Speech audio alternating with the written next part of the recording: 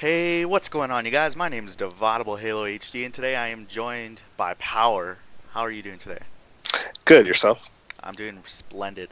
So, everybody's been suggesting, like, a lot of the iconic figures, such as General JB, Shadow Sniper, and other people that I can't name at this moment, have been asking for an interview from Power. So, how flattered are you? Um, I guess I kind of expected it, but yeah, I'm definitely honored to be noted by important people in the community like that. Alright, so we're going to ask you a series of questions like I do on the other interviews, and I'm, I believe you're prepared? As best as I will ever be. Alright, let's get right into it. So, Okay. when did you first join the Halo Clan community? Yeah, okay. So I first joined the Halo Clan community. I want to reference this time to sometime around March 2010, although the earliest confirmed time I can place myself in the community is on JB's channel. There's a video called USC Update Number 4. In that video, he refers to me as NK Killer. That's a mispronunciation, or rather miswording of my first gamer tag, which is NCannons for fun. And that video is dated for April 30th, 2010. At that point in the time, I've been in the USC for I want to say a month and a half. I'm not sure precisely, but spring 2010. Alright, so that was your first clan, right? The one that I stated? Uh, yes, the first clan in this community I joined was United Spartan Command under General JB. Alright, what inspired you to join JB's clan? Um, as I'm sure many people were aware, but at that point in time, the Halo community, especially the online presence, was pretty poor. So when JB had high quality videos on YouTube, his clan seemed much more official and much more well structured than other clans at the point in time. So his videos drew me into the clan, and I decided to join. Alright, so was the videos deceiving at its time?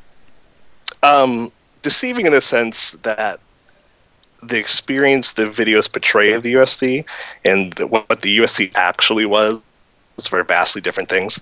But yeah, you could say what they were, but so are most videos. So nothing exceptional there. Alright, so what happened right after you joined the USC? Yeah. Okay. So for the USC, I was in there for I want to say 2 or 3 months, right?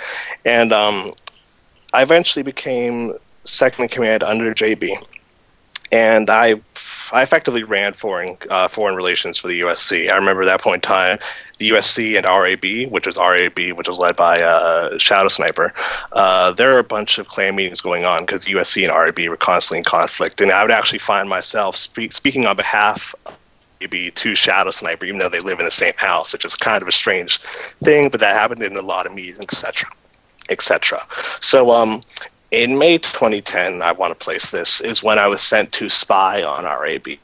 So I was sent into RAB by General JB to spy on the clan and gather intelligence because JB was not a fan of uh, going after clans directly. He wanted to avoid conflict and war at all costs. So he sent me in there to try and control the situation regarding R&B and try and make sure they aren't going to go for us. If they were, to prepare for that accordingly.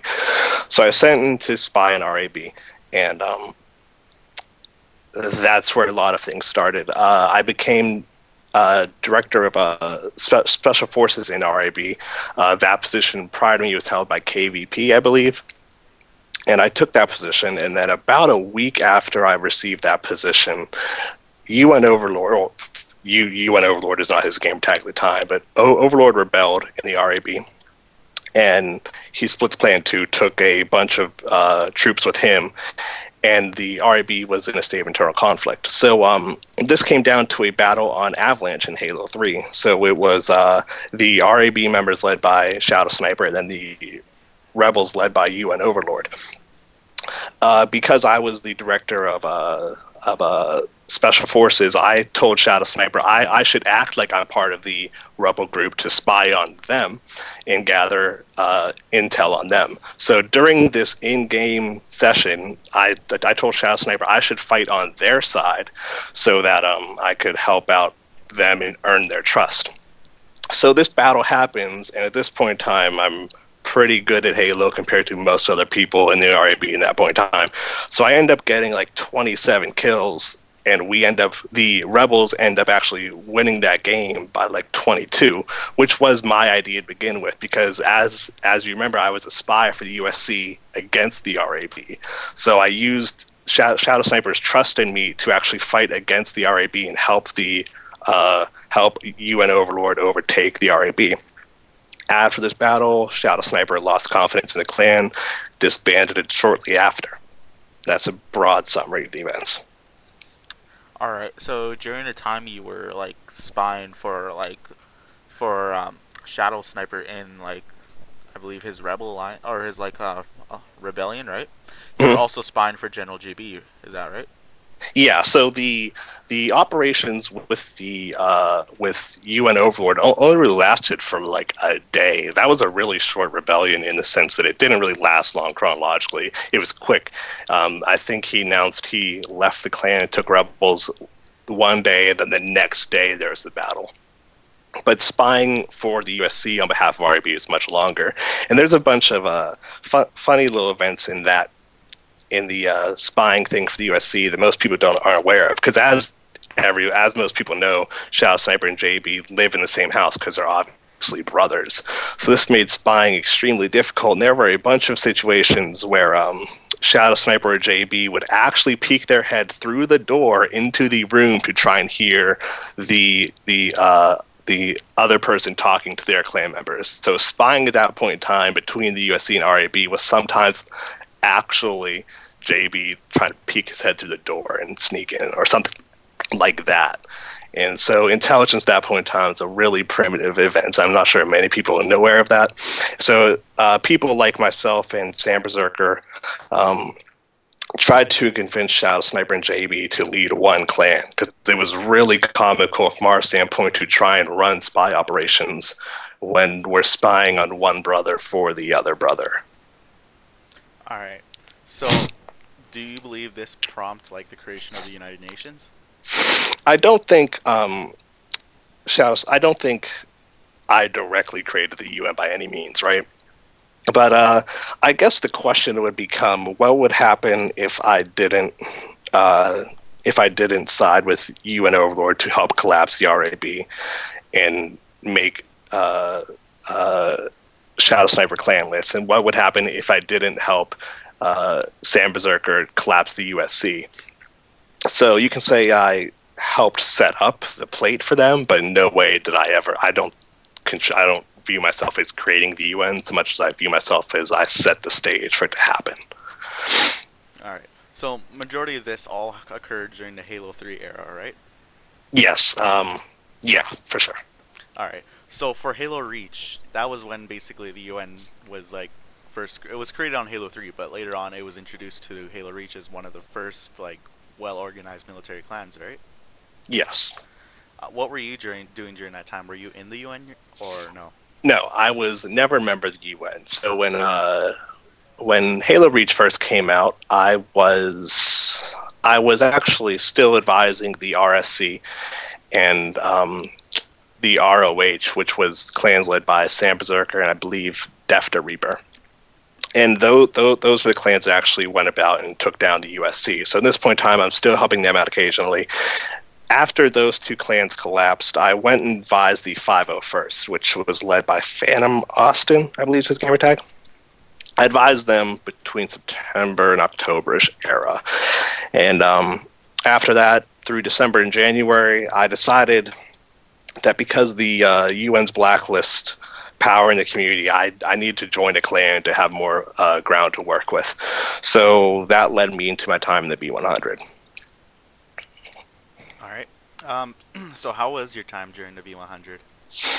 V100 is probably my most, definitely my most enjoyable point in the community. I joined that, the earliest I can really estimate it would be February 2011.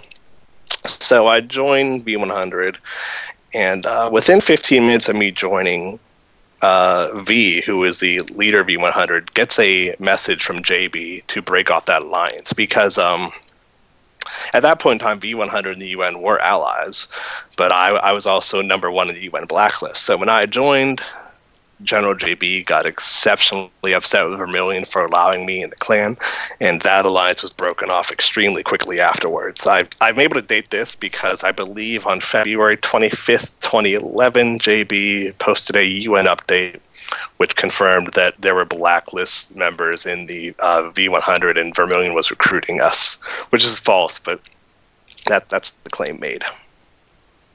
All right. So during this time, you were in V100 for how long? From February, January-ish until its collapse, which was April 13th, 2011. All right. Now you're probably one of like the most oldest members in V100, knows what went on during the events, right? Yeah, I don't know the exact dates for stuff. I definitely remember particular events occurring. Yes. All right. Now there isn't really much known about V100, like considering there was not a lot of media, or it's now gone. So, do you want to like cover what happened for V100 during its time? Yeah. Okay. So, V100 was interesting because we definitely weren't like the clans you know, such as UN or DoD or FleetCom or UUF or something like that. We weren't super focused on the roleplay side of things, in the sense that we weren't really focused on training and stuff, or like, yeah, stuff like that. So we weren't a traditional clan in the community in that sense, but we did interact with those clans on a very common basis. So I'm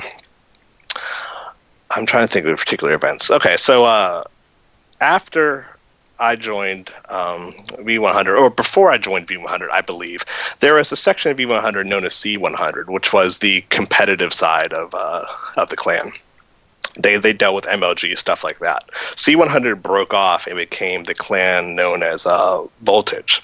So Voltage was rooted in V100, and during this time, Voltage and the clan were in conflict a lot of the time because people in V100 and Voltage didn't get along well. Were constantly fighting each other, and this happened throughout the entire duration of my time in V100 for the majority of the time.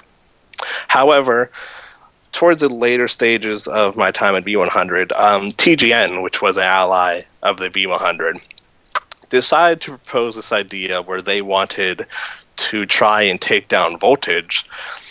And I sat in this meeting, and the TGN leader's idea was something along the lines of TGN would place on V100 emblems, attack Voltage, claimed V100 attacked Voltage, and then start a war like that to take down Voltage. And I'm sitting there effectively saying, like, you want to run a false flag operation against V100 to help V100. This is clearly like the worst tactical idea of all time. So I'm sitting there. I invite a member of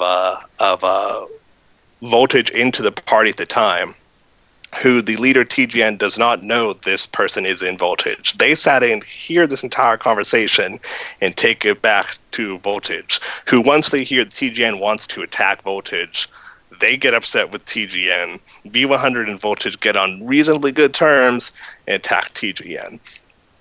Then you run into, I believe it's the JARC Acto situation. I'm not 100%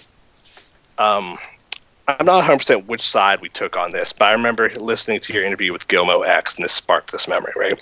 So, during this time, FleetCom was concerned about the events regarding Central Command and JARC, I believe, and it was concerned as to which side V100 is going to take in this situation.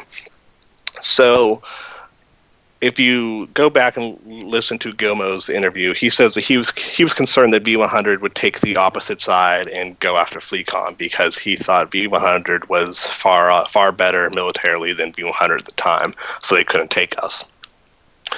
I was running the politics on the other side of this from V100 standpoint, and tactically what we wanted to do was actually make sure FleetCom didn't choose a side. So I tried to make sure that the standpoint of V100 is very vague, so that FleetCom couldn't effectively call which side we were going to go on. Because the idea was that if we can keep FleetCom out of this, I believe, I'm trying to think of, this is where my memory in this precise event gets iffy, but I believe at this time the FleetCom and UN weren't in alliance, but I believe that the side with Central Command did have allies of the UN in it, or something like that. So I wanted to make sure that FleetCom didn't realign with the UN allies, and as such, I wanted to keep them out of this conflict as best I could, so I kept V100 neutral. So those are particular events regarding the events of the prime of V100 that I can point to. There's obviously a bunch of other things in there, but nothing super significant. All right. So we're going to talk about the Acto and the JR War. Now, yes. You guys did not stay involved in it, right? As said, we definitely made our presence known regarding that we could potentially choose a side, but I do not believe we ever engaged in military conflicts. No. All right. Now, what is your opinion during this time of the war? Like, were you actually personally supporting any side, or? No, I was not particularly concerned about the JR-Acto alliances in any sense. I wasn't really concerned about how what the clan's well-being was long term. At this point in time, the major threat to V100's national security was the UN and the alliances they held, because the UN obviously had a lot of power this time. So we wanted to try and break apart the alliances the UN had with various clans. So the idea was, if we can keep FleetCom out of this, there's less odds they'll realign with the UN. I believe that was the logic. Gilmo says that the FleetCom broke off the alliance prior to this conflict. That appears to be the case, although my memories don't exactly line up with that. But assuming that alliance was broken off, then the logic would have been to make sure FleetCom didn't realign. But I do definitely remember we wanted to keep FleetCom neutral in the conflict. All right. So we're going to talk to the events leading to the disband of V100. Now, basically what happened? Why did V100 fall? Because that was a clan that a lot of people loved. Okay, so the events of the fall to V100 could indirectly be blamed on me. So what happened was Vermilion came to me, and Vermilion and Frostbite and myself were the top 3 officers in the clan at the time. Number 1 was Vermilion, then Frostbite, then myself. So we're holding meetings regarding the UN and their attempts to deface the clan and trying to damage our stance in the community. So we decided that after a couple months, this was going on way too long. We need to deal with the situation. So I proposed the idea that we need to try and work against the UN and undermine their stance in the community regarding alliances. Because the UN, at this point in time, didn't really engage in conflict. The UN very rarely actually engaged in battles. The bulk of their force and community came from JB and his ability to work alliances. So if we could try and break those apart, then we could definitely try and hurt the UN politically. So the idea was that the idea I proposed is that V100 would go around and attack the allies of the UN to force the UN into a conflict. If we could force them into a conflict, that's definitely optimal. The secondary part of that, right, was to show allies of the UN that the UN does not support their allies and isn't really worth an alliance. If we could prove that the UN didn't help its allies, we could really undermine the entire importance of the clan and the community. So around this time, I launched the site Fall of V100, which was a clear and precise attack against JB and his policies of the UN and the blacklist, etc. So that's going after JB and that side of the clan. The first target for our campaign here was the 501st. I chose the 501st because I advised the 501st, as you remember earlier on. So I knew how well they worked, which wasn't particularly well in conflict. So I knew this would be a super easy target for us to go against. So I chose the 501st, and Frostbite, who was number 2 in the clan, was chosen to lead the campaign against the 501st militarily. I advised him to choose 12 of our members who were probably the best people in the clan, to actually go into these battles and fight the 501st. I knew the clan well. I knew what we had and what they had. I knew the 501st from everything I could point to would not win this battle, right? So some time passes, and I get online one day, and Frostbite joins my party, and he tells me we lost. And I'm sitting there, and I'm thinking, like, how did you lose this game, right? So I go check game history on Bungie, and he chose 8 members who clearly were not on the members I advised. He chose brand new recruits who were in the clan for like a week and a half and just weren't good at the game. Furthermore, he didn't lose once, he lost twice. The first game he lost was by like 40 points. He decides to play them again and loses by like 50 points. So I sit in there and I grill into Frostbite like, this is completely unacceptable. I have no idea what you're doing. Remember, I am the 3rd in command, speaking down to the number 2 in the clan. V gets online. I talk to Vermilion about the situation. He gets upset with Frostbite, removes him from his position and points me in his position. I'm now number 2 in the clan. Frostbite is very upset that he had his position revoked for his failure in this campaign. Briefly following these events, a figure known as Your Mom Does What shows up, talks to Frostbite, and convinces him that V100 isn't worth his time. Because I wasn't actively running counterintelligence at this point in time, I had no idea this was coming. So around 2 days after he gets fired, and before we can fight the 501st again, I get online, and I figure out that a bunch of members in V100 have changed their colors to a brighter red, which wasn't in line with clan policy. And I join their party, and I find out that Frostbite has rebelled and made has tried to rebel against the clan. I suspend all these members and wait until V gets online. Vermilion decides that it isn't effectively worth fighting these rebels, who are approximately a third of the clan, and it would cause more internal conflict to fight them than it would be to simply end the clan. So he ends the clan, because we lost a third of our members. I was particularly upset with these events, but considering I was not in a position to continue the clan, I went along with it, resigned my position, and quit, which effectively ended the clan. Now, we're going to talk a little bit about Frostbite. I believe he started his own clan later on.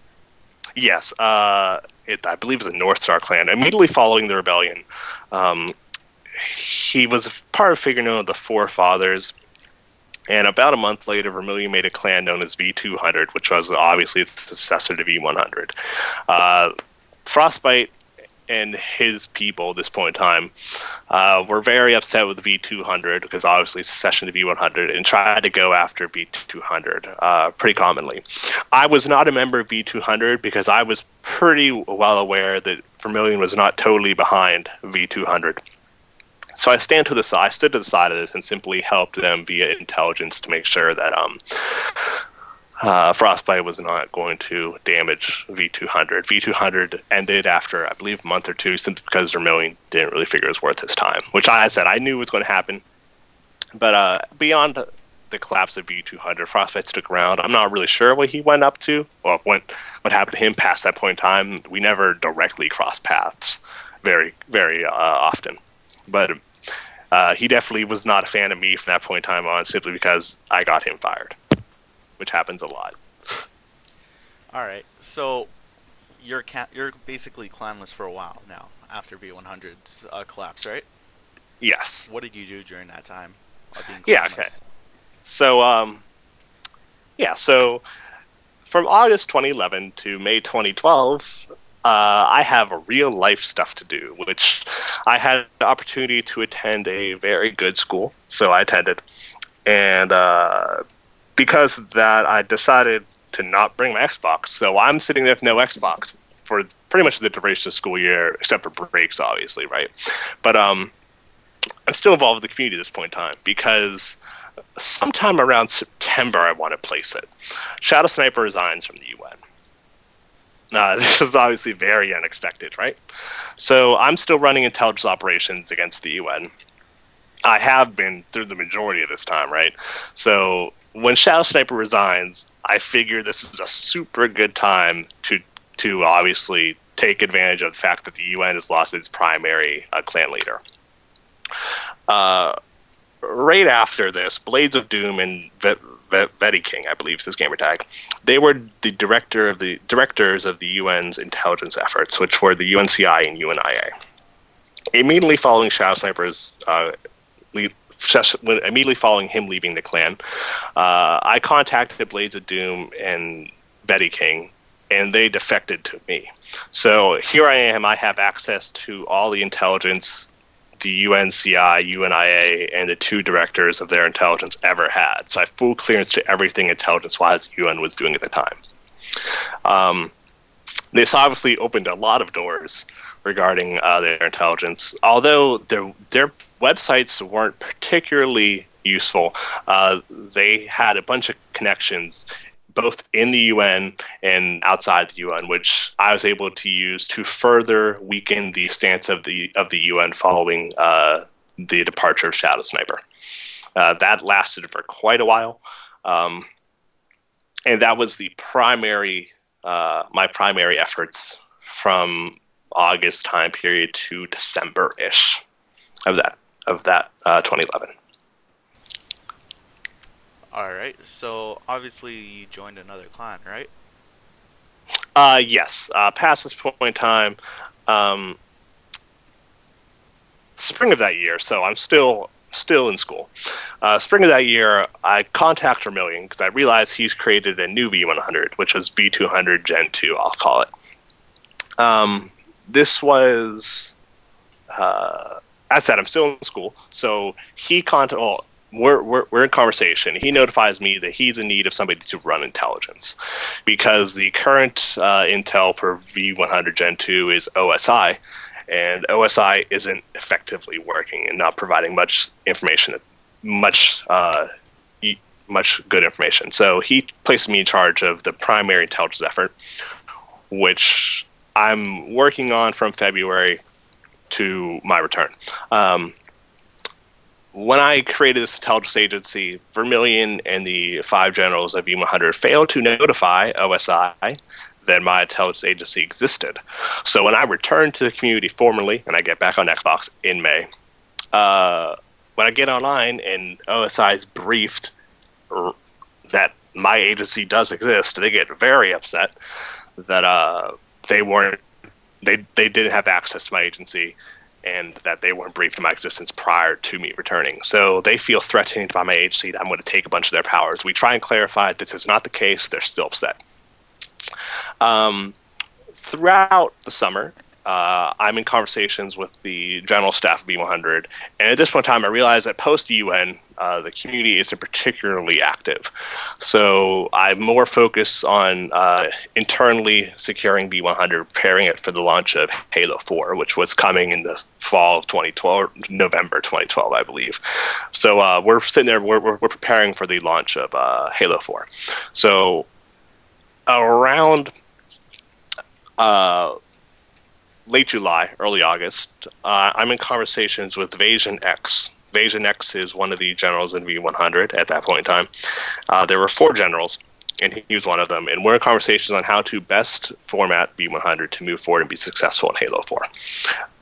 Within V100, there were issues where the 5 generals, although they held ranks that were equivalent, didn't actually hold powers that were equivalent. So me and Vasion decided to format it so that all the 5 generals hold equal power in the clan.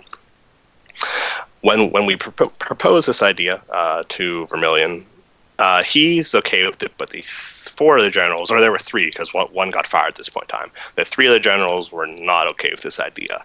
So they get very upset with Vasion and myself. 2 of those generals who were friends with the former director, well, the still active director of OSI, at this point in time, they aren't a big fan of me. I believe those were, I forget those 2 generals who were they. They were, I forget their game tag at this point in time. I wasn't able to find them quickly enough. So those 2 generals were working with Headhunters, who was the director of OSI at that point in time. They worked to have Vermilion fire me. This conversation goes on for a while. I never formally get fired from Vermilion, but they use a 2/3 a two-fourths majority vote, which isn't really a majority at all. But Bushy Tails was another general in V100 at this point in time. Bushy Tails would have been the third vote, which would have made a majority. He never confirms his vote, but nonetheless, they have a two-fourths vote to kick me from the clan. So at this point in time, I step back, I talk to Vasion, notify him that I've supposedly been kicked. He decides that he's had enough of the clan, and he resigns. I talk to Vermilion, clarify him that I was not kicked on valid terms. He talks with the generals and comes back to me and tells me that although my booting was not just, he didn't want to further compromise the clan by dividing the staff of generals more than necessary. So he's going to uphold the decision to kick me. So okay, that's fine. I resign. Because Vasion ran the majority of V100 activities at that point in time, within a month afterwards, without me or Vasion, I think it's like 3 weeks, V100 collapses. V100 Generation 2 collapses. That takes me into the next school calendar year, right, which was August, May. Some basic intelligence operations, but there wasn't really anything going on in the community at that point in time. Because as I said, this right here was the issue with Halo 4 and the division of the community, because Halo 4 was a pretty terrible game. So following my resignation, following the school year here, I didn't really do much during that next August to May period of 2012-2013. All right, so why was Halo 4 terrible in your opinion? Yeah, so there's a bunch of reasons for why Halo 4 is a pretty bad game. I think the major reason, right, like the definitive, if I had to point it down to a definitive reason, it is the severe lack of a convincing Forge world. I think that the community really is dependent upon Forge. So when Halo 4 really lacked any good forging maps and had no equivalent to Forge world at all, the majority of the community didn't want to remake maps that were smaller and worse, so they stayed on Halo Reach. That's like a super basic observation, right? But like when you think about it, the majority of clans at Halo Reach operate on large raid-type maps. When you simply can't build those in Halo 4, because remember, Halo 4 at this point in time did not have Forge Island, which although is pretty good map, it's still not as good as Forge World. So without Forge Island, Halo 4 really is no good forging worlds. So I think the lack of Forge was the definitive failure in Halo 4, along with gameplay. But gameplay isn't as important as most people think, because I think objectively speaking, Halo 3 had better gameplay than Halo Reach, but Halo Reach was just so much better with Forge that the community really opted for it. All right, so in Halo 4, did you do any clan business on the game? Yeah, okay, so Halo 4, from May to August 2013, which was the follow of the second school calendar year, right? I joined Central Command under CCM Ascension. I sit there, I'm Director of Intelligence again, because I've done intelligence throughout the community a lot of the time. So I'm running Director of Intelligence, once again, because of the situation with Halo 4 and Halo 4 clans in general being more passive than the Halo Reach clans, there's not much external intelligence to be done. So with a few exceptions, I'm really just operating with regarding advising the clan, training officers, and just helping develop the clan to be a better clan. But that's my role throughout my time in Central Command. There wasn't really much external conflict, but internally I was active regarding structuring the clan, etc. All right, so was there really anything like interesting happening in Central Command at the time, or no? Nothing particular. I think the Halo 4 community had a real issue with just being more passive. I think the Halo 4 community really, at least at that point in time, really wasn't a big fan of conflict militarily like they were in Halo Reach. And it's also, this is a point in time when pretty much all the larger clans have fallen apart, right? DoD is effectively gone. FleetCom was there for a little bit, and they're gone as well. So the majority of the large clans in the community have really disbanded at this point in time. So you're stuck with leaders who aren't particularly skilled in clan leading because all of those people have left. So you're stuck with new officers on a new game that aren't particularly experienced, and they're just trying to build up their clans, right? So it's not so much external conflict as it is just people concerned about their own clan. And yes, occasionally clans did step on other people's toes, but no conflicts the way you saw them on Reach. Now, what happened after? Like, were you in Central Command for like only a short time? Did you leave, or? I was in there for a while. I was in there for like 3 months, and then I leave it. I do passive. I do a bunch of passive stuff. At this point in time, I'm really focused on other efforts. I really resigned my position from doing. From either going after one clan or trying to help some clans, much as I'm trying to help the community at this point in time. Because post UN, as we knew, obviously the post UN community is a much different community and much more stagnant. So at this point in time, it's really a realization that if you want this community to exist, you're going to have to try and help smaller clans. So I advise smaller clans occasionally. But nothing really formal happens until this last summer. I joined the UCAF, which under Zealot, I believe, and I pretty much operate in UCAF the same way I operated in Central Command under Ascension. I'm sitting there doing internal advisory, training officers, etc. But as I said, post-UN era is a much different community in the sense that there was not much offensive clan work to be done, and the community is less about combat than it is more about survival and maintaining a clan. So in that sense, the majority of my workload in the community was really UN era. All right. Now, you developed a couple websites, I believe. Yes. What are the websites called? Wow, that's some head. So I have Fall of the UN. Fall of the UN is pretty self-explanatory. I have We Are Power. We Are Power is really the transitional period to we need to help out the community. That's more or less thinking about how we could try and establish a set of community rules to better improve the community. And then I believe my most recent one is the Mantle Project, which was a more targeted effort to quantifiably help the community and organize clans in the community. Those are 3 major websites I've created. Now, did these websites help, or did any of these projects help? I think Fall of the UN did its job well. The Fall of the UN was that was not obviously designed to help a clan as much as it was to go after particular clans, and it did its job exceptionally well. We Are Power more or less brought a topic to the table. It was discussed in clans, but nothing really came of it quantifiably. I think there's a community bias towards raids, which I'm not a particular fan of, but it exists. And then the Mantle Project was more successful than the previous 3, but that's the major failure of the Mantle Project was not so much the formatting of the website or the project itself, so much as it was clan leaders didn't see the particular value in having an established hub for international clan policy and stuff like that. So I believe the Mantle Project didn't really fail because of myself or Shadow Sniper as much as it fail, or not the Mantle Project, but the Mantle Project. It didn't really fail so much because of myself or Shadow Sniper as much as it failed because of a lack of concern and interest from the community, and they didn't really see value in it. All right. So now, basically, are you still in the Halo Clan community? I'm still passively involved in the community. Occasionally I'll talk to clans, right? But that's really sparse in between.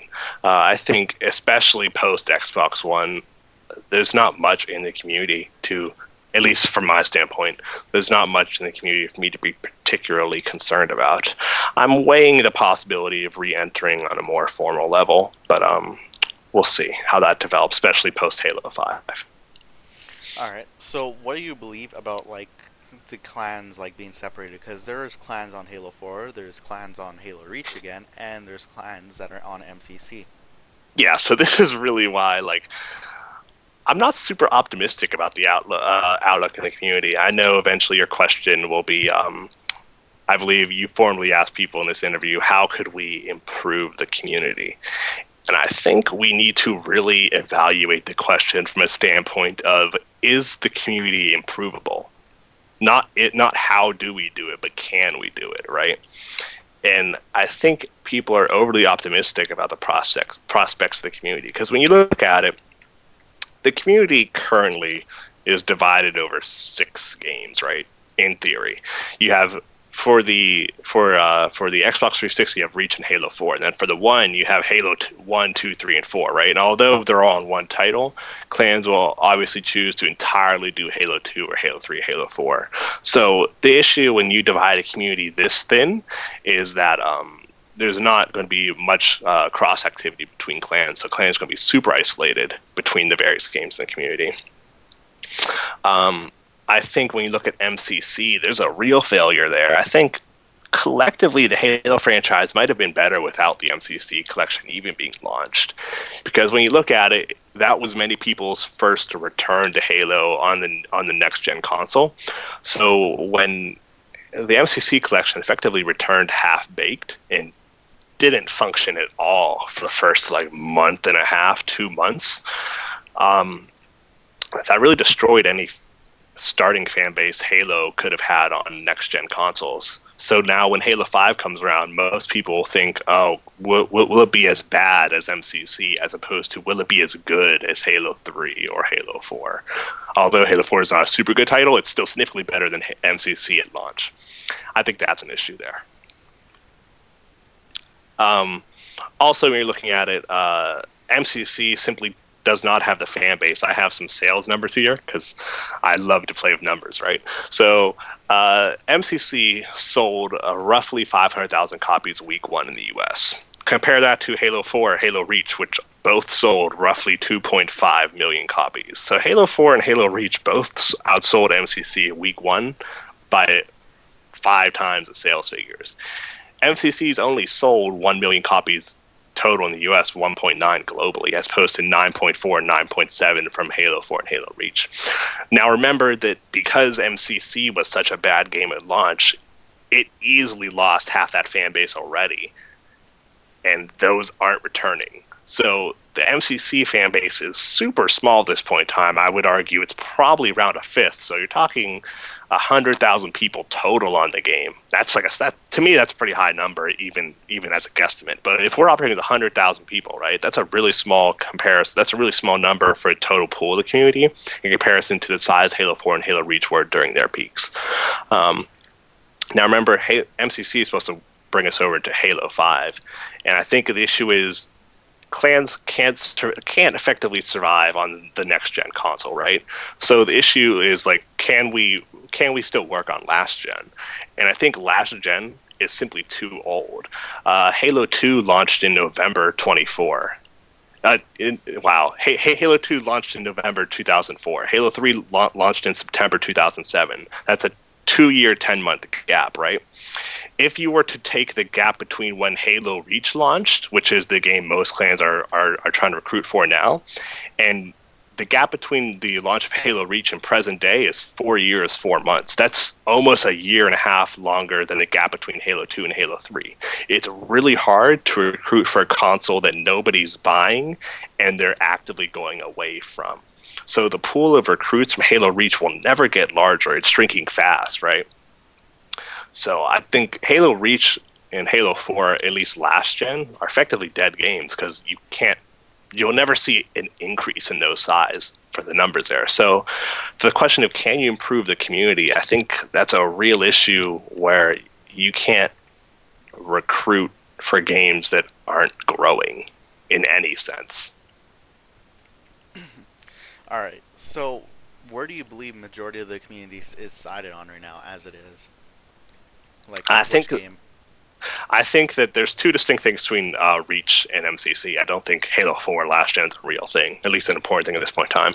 I think that you'll see a lot more serious. I think that clans that operate on Halo Reach will have a far tougher outlook for the next year than the ones operating MCC. I think MCC, simply because it is a next gen console, right? I think that's a more That's a far better outlook than Halo Reach has. I think it's reasonably divided. There are obviously some clans for both games, and I'm not particularly sure is the exact count for members for all those clans, so I can't give a precise estimate on that. All right. So, what are your okay? Let's talk about present time right now as it stands. Yes. What do you believe, or what is your opinion on the clans, the United Union Federation, Navcom, and majority of a lot of like these big clans returning to Halo Reach? As I said, I don't think Halo Reach is an operable game in the sense that people who own last-gen consoles, right? I guess the people who own last-gen consoles at this point in time simply haven't upgraded to next-gen yet, right? So they're trying to wait until they have enough money to get next-gen console, be it PS4 or Xbox One. If they go PS4, they're gone from the community period forever, right?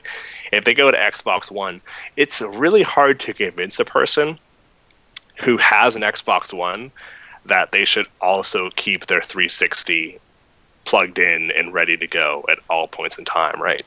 So people who upgrade to next gen aren't as likely to play old gen games. Like I said, that game is 4 years old. It's 4 years, 4 months. It's almost half a decade old, right?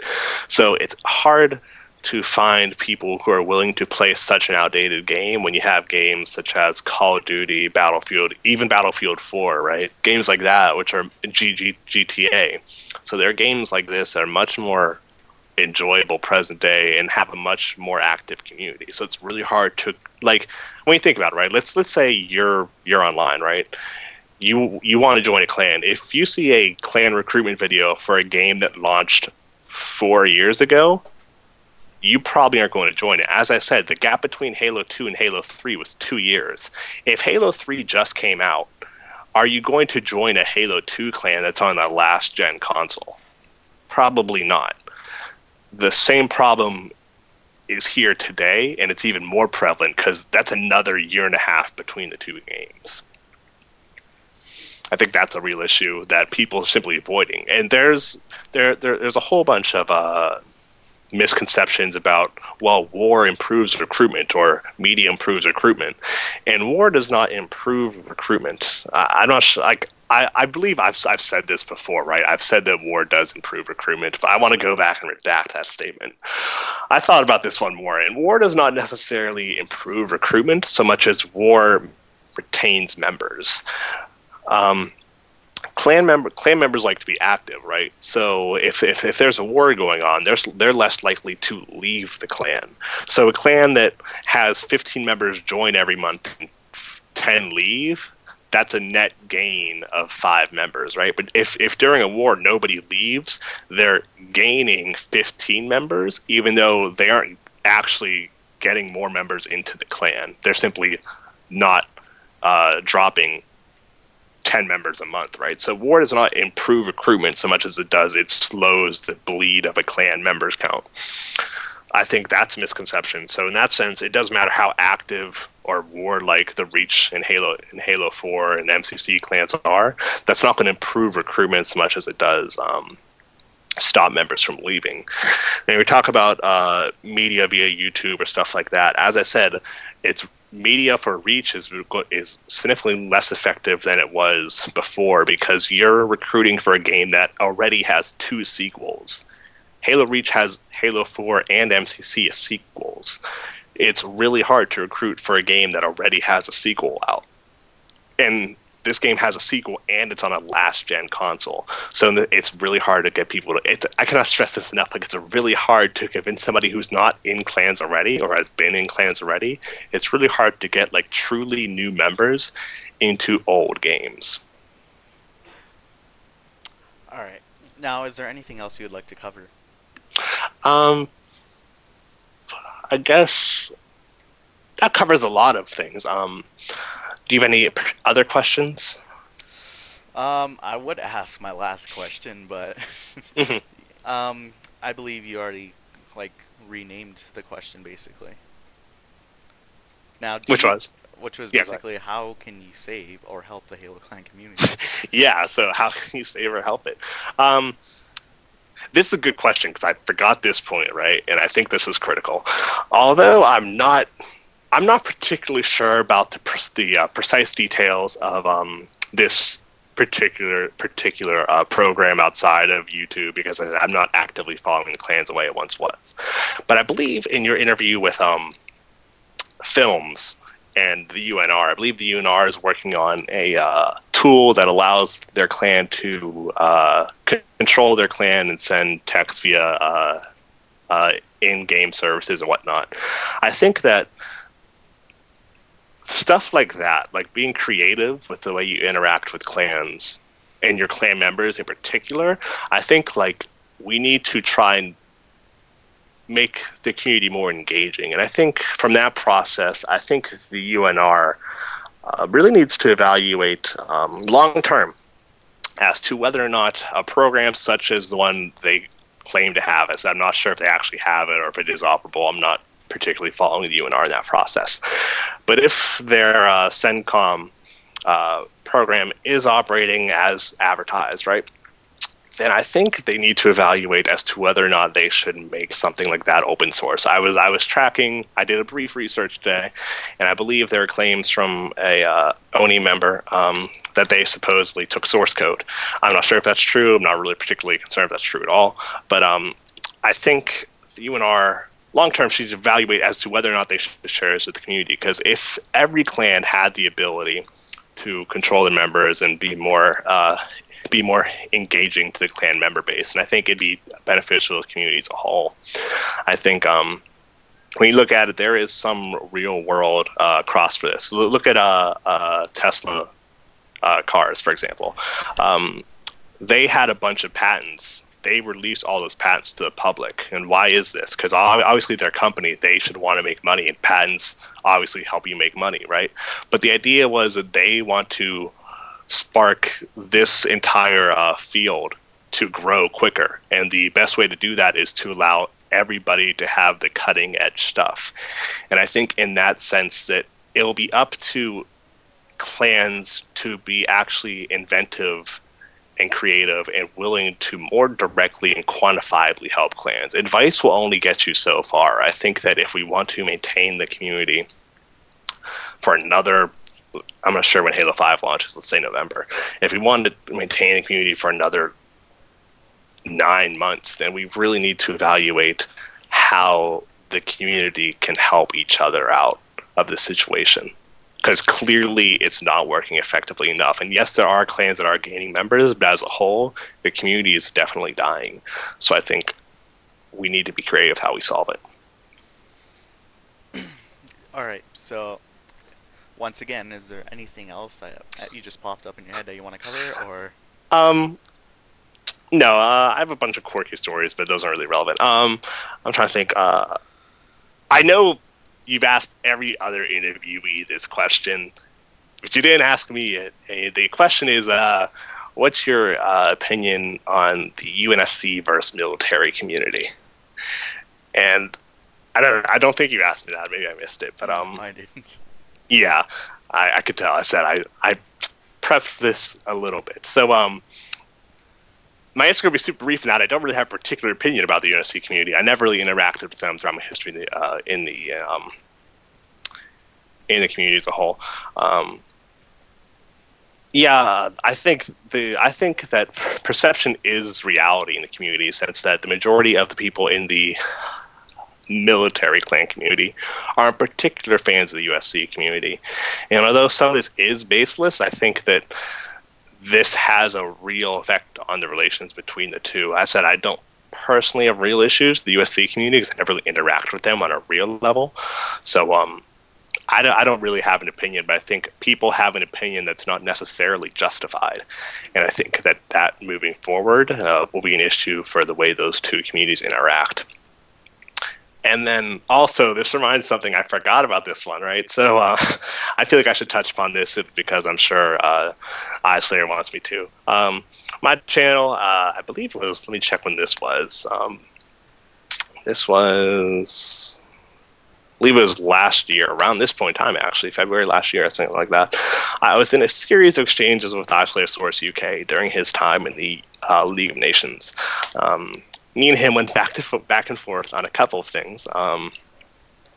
Obviously, he claimed to remake the UN and had permission to remake the UN. I verified with Shadow Sniper and JB that he indeed did not have permission to remake the UN, something like that. So, regards to my exchanges with iSlayer Source UK, I guess that's more or less me being very UN era-ish in the sense that I'm not a particular fan of people trying to enforce policies upon the community or something like that aren't particularly just. I think the major issue with the LN was obviously the Nation 9 scandal, and the LN harboring people who are obviously endangering particular members of the community. I think my process now was simply try and resolve that as quickly as possible. But I think that the LN did have I think the LN period was a smaller peak, not peak in the way the UN era was peak, right? But I think it was a smaller uptick in the general activity of the community. But I think that was the closest we ever had to a real community renewal, and that was really quick. As I said, I think the LN only lasted for a month or two.